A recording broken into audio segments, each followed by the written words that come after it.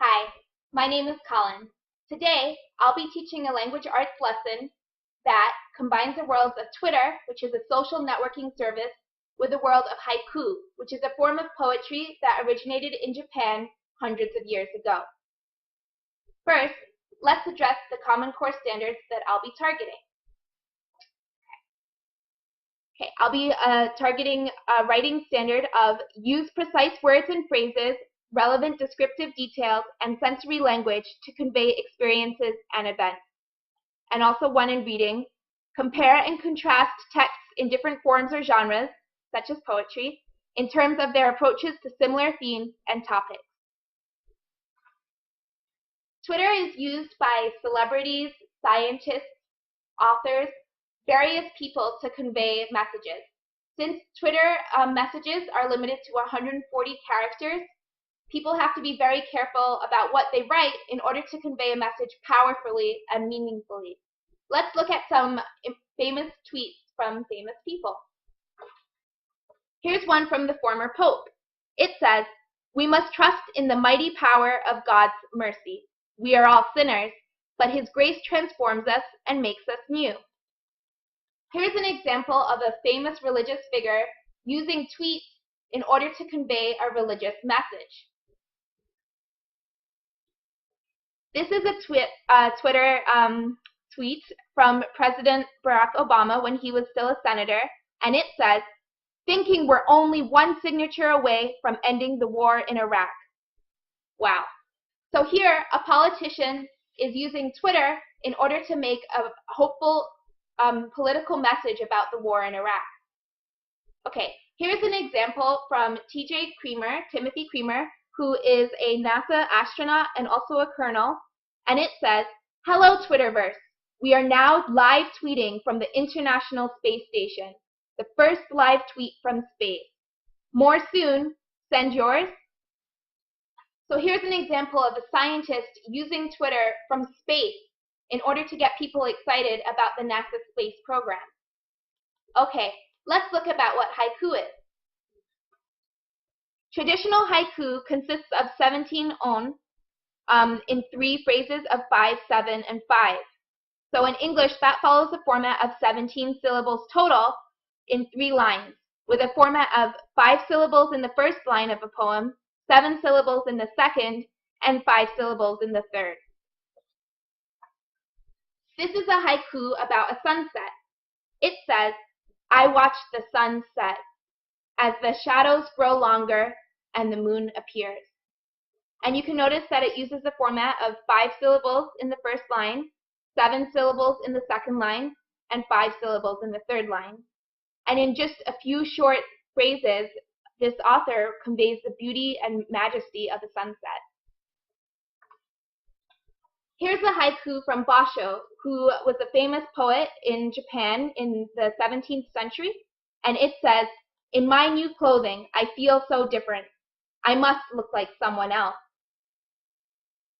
So in my new clothing, I feel so different. I must look like someone else. How many of you have ever felt that? That if you're wearing a new outfit or something that's different from what you usually wear, that you're conveying a different message or that people must look at you differently? I know that I've definitely felt that, and it's why, it's important for me to dress up on the first day of a job, or when I was in school, it was really important what I wore the first day of school. And that's a poet who was describing those same thoughts and feelings that we're having right now, except he was talking hundreds of years ago, but his message is still relevant today. Here's a poem, a haiku that says, "On a frozen twig, the little bird dreams of spring. Oh, to see the sun." So this haiku is talking about the coldness of winter and the excitement and hope of spring. And perhaps in California you don't feel that too much, but I grew up in New York where the winters were really long and really cold, and it was definitely amazing and exciting to think that spring might be around the corner and that the sun might be shining a little bit brighter. Okay, here's kind of a humorous haiku. "Godzilla must go, so you cannot see the depth of his loneliness." And this is talking about the solitude that comes from being a huge, several stories tall monster. So you can see that haiku can be humorous. It can talk about feelings that you can have. It can talk about a description. Here's a haiku, zombie haiku. Severed zombie head lying lifeless on the floor. Grab the ice tongs, please. I wonder what the person's going to do with the ice tongs. But you can see here how something that's kind of silly can be translated into a haiku and make a statement. And here is a haiku that only uses one word. A haiku about getting out of bed. No, no, no, no, no. No, no, no, no, no, no. No, no, no, no, no. So here, the author is using just one word to convey the message that, no, I definitely don't want to get out of bed, and using the format of a haiku. So you'll still notice that it's 5 syllables in the first line, 7 syllables in the second line, and 5 syllables in the last line. Okay, so let's now make our own haikus. I think that it's important that when you are writing a haiku, you definitely understand what you're writing about and you can experience all the different senses of what you're writing about. So in this case, I have lines.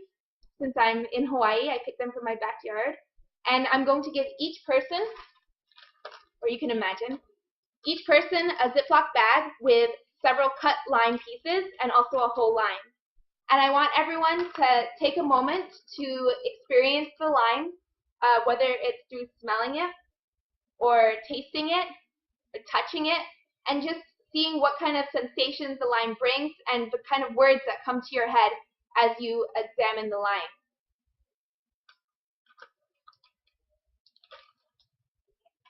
When you've taken a moment to do that, I want you to brainstorm different words that come to mind as you handle the line. Whether it's nouns or adjectives, different words that describe the sensation of a line. So I've taken a chance and I've brainstormed different words that come to mind to me when I think of a line. Okay, here are the words that come to my mind. Pulpy, green, skin, fruit, tangy, bitter, juicy, firm, small, acidic, citrus, hard, round, and oval, ripe, tasty, flavor, burst. So hopefully at this point you also have a list of your own. Okay. Once you have a list that has at least 10 words that describe a line to you, whether it's a feeling that comes to mind, or the color of the lime, or the taste, or the smell, anything that kind of describes the lime to you, we're going to write a haiku. Now remember, a haiku has 5 syllables in the first line, 7 syllables in the second line, and 5 syllables in the last line. Okay. And I did a haiku already, so you can take a look at it on a line. Haiku on a line. Ripe lime in my hand. I squeeze and juices erupt. Stinging sensation. And you'll notice I have 5 syllables, 7 syllables, 5 syllables. And to me, this describes the feeling I get when I hold a lime and I think of a lime. And I also drew a picture of a lime, so you can definitely take time to draw a picture of a lime on your haiku. You can see that haiku is a really powerful form of communication and of poetry because it limits the amount of words that you can use, but you have to think really seriously about each word that you use. And this is similar to Twitter, because Twitter, since you only have 140 characters, you also have to really seriously think about the words that you use in order to convey your message. So Twitter and haiku are both similar in that because of word limitations, word or syllable limitations, you have to really carefully pick your words in order to describe exactly how you're feeling, or the moment in time, or the event, or your thoughts. Twitter users have started to use haiku to convey messages. Let's look at some examples of people on Twitter accounts who have written haikus on their Twitter account. This is one from Kevin in Arizona, and it says, "Why do I live here? This is the worst place on earth. Who cares if I die?"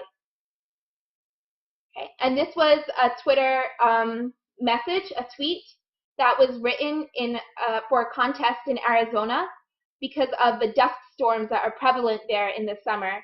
And there was a contest to write haiku that describes the desperation and awfulness that can arise, the feelings that can arise when a dust storm hits, which is really dangerous and overwhelming when it happens. Here's one from a CEO of a large corporation. So he first prefaces his haiku saying, "Today's my last day at Sun. I'll miss it. Seems only fitting to end on a haiku." So here his haiku starts. Financial crisis. Stalls too many customers. CEO no more. And so this CEO, or former CEO, is known for a very public and famous resignation on Twitter and for using a haiku in order to describe why he resigned. And lastly, a thought by another Twitter user that says, look, too much social media is noise. More quality is needed. Perhaps haiku are the answer. So I want you to think about that message. A lot of times we have a lot of opportunities in this day and age to use Facebook and Twitter and different social networking devices in order to share our thoughts and opinions with the rest of the world. How can we make that more meaningful? Haiku is a really interesting way to do that because it limits the amount that you can say, but hopefully it heightens the importance and thoughtfulness in what you say. So combining the worlds of Twitter and haiku is definitely an amazing way to do that. And it's been addressed in various articles, including one that I want you to read for homework, which is an NPR article along with a kind of recording of it. So look for the attachment, which has the NPR article, and also answer the following questions on your homework. So number 1, when is less sometimes more? Is it ever worthwhile to say less? Does it ever mean more? And number 2, find something at home, whether it is the sensations you get when you first sit down to dinner, or the feeling you get when you say goodbye to your parents before you go to school, or the weather outside. Take any moment or time or thought and write a haiku. And remember, 5 syllables in the first line, 7 syllables in the second line, and 5 syllables in the third line. Hopefully haiku can be a form of communication and poetry that you use in the future because it can be truly beautiful and meaningful and definitely memorable. Thank you so much for watching my lesson. I hope you enjoyed it. Thank you.